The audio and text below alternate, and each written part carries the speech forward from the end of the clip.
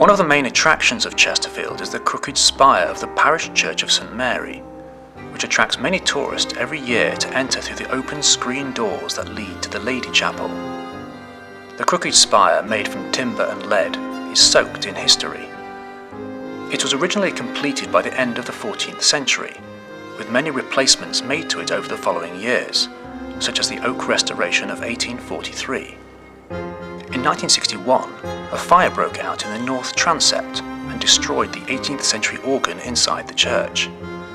This was later replaced by the 1905 Lewis instrument we can see today. It was taken from the City Hall after it was given an imposing new wooden case made from the trees of Huddersfield, comprehensively restoring its thrilling ensemble. One of the many myths about the Twisted Tower involves the devil. It is said that Lucifer himself, flying from Nottingham to Sheffield, sat on the church's spire. As he was about to sneeze, with his tail wrapped around the spire, he tightened his grip, making the tower twist. Townsfolk have also circulated the legend that the devil was so amazed to see a virgin marriage that he squeezed the tower out of hate, and, until another virgin marriage takes place, the spire will remain twisted. Another myth which explains the crooked tower is the legend of a powerful magician who came into the town one day. He persuaded a bowls-over blacksmith to shoe the devil. However, the blacksmith drove a nail into the devil's foot. Screaming with rage, the devil took flight towards Chesterfield and lashed out on the church, twisting it out of shape.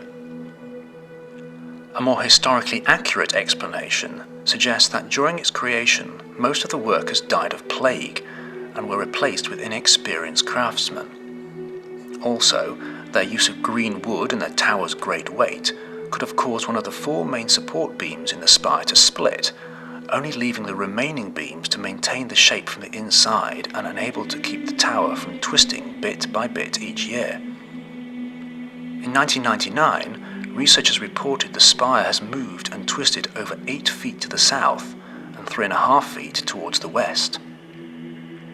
The church has seen its fair share of bloodshed. One day in January 1434, Sir Henry Pierpoint and his followers rose to attend Mass in the church, as did his enemy, the local landowner and lord of the manor, Thomas Foljambe. Foljambe took this opportunity to settle a few scores. He asked the parish clerk to lock the doors to the belfry, vestry and crucifix chapel, then ring the church bell as a signal that he had completed his task. With nowhere to hide, the Pierpoint party was an easy target for the armed men who burst into the church. With swords and arrows in the very church itself, they brought murder and bloodshed to consecrated ground. With British history being so turbulent and lawless during this period, this sort of occurrence would not have been out of place. The church has also developed many little detailed aspects throughout the years, like the pre-conquest font, Victorian stained glass windows, and the 15th century screen of the Lesser Lady Chapel used for the daily offices.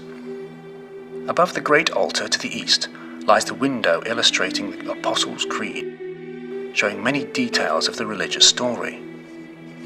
This church certainly has its own charm, as it is one of the most interesting churches in England and will have its stories to tell for generations to come. However, this crooked spire might not be around forever. Twisting itself further and further makes repairs from the council necessary all year round. The only way to really appreciate this historical site is to pay a visit while there is still a chance.